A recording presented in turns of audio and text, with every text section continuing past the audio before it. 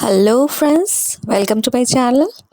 तो आज हम बात करने वाले हैं जितिया व्रत की, जिसे हम जीवित पुत्र का व्रत भी कहा जाता है।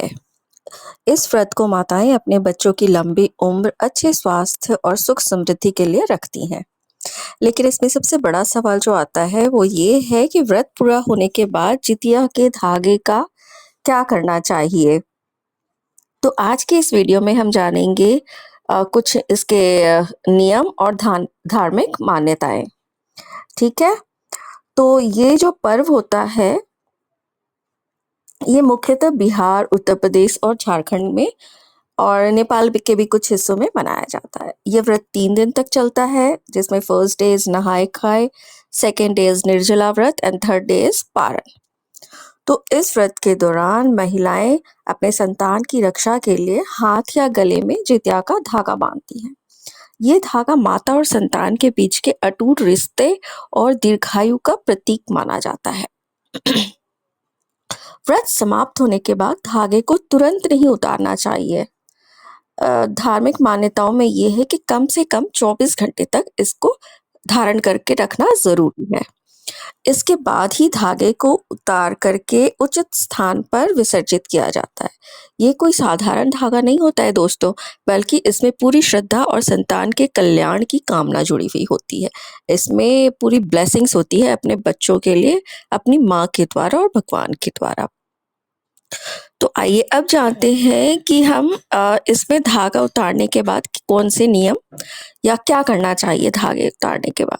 तो सबसे पहले तो आप ये कर सकते हो कि इसको पानी में विसर्जित कर दो, किसी भी तालाब या कुएं में इसको प्रवाहित कर सकते हो।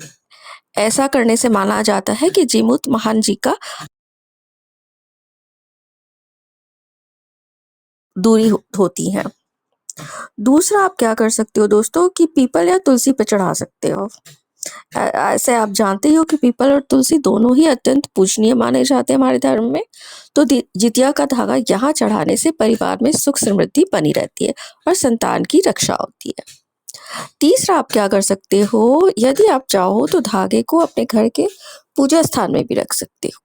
मान लो तालाब नहीं है, कुआं नहीं है, कुछ नहीं है ऐसा कुछ आसपास, तो क्या कर सकते हो कि इसको अपने घर में जहाँ भी आपका पूजा स्थान है वहां रख सकते हो।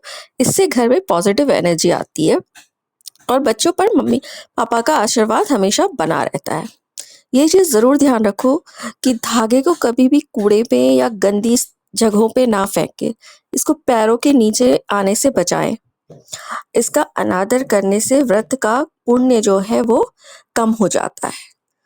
तो दोस्तों, आपने जाना कि जितिया व्रत का धागा जो होता है वो केवल एक डोर नहीं होती है, बल्कि ये माता और बच्चे के बीच विश्वास, आस्था और सुरक्षा का प्रतीक माना जाता है।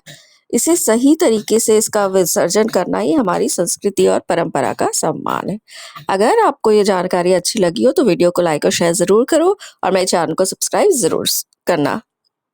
आप सभी माताओं को जितिया व्रत की हार्दिक शुभकामनाएं। आपके बच्चों की उम्र लंबी हो और जीवन सुख समृद्धि से भरा हो, यही मेरी मंगल कामना है। जय माता दी। Thank you for watching.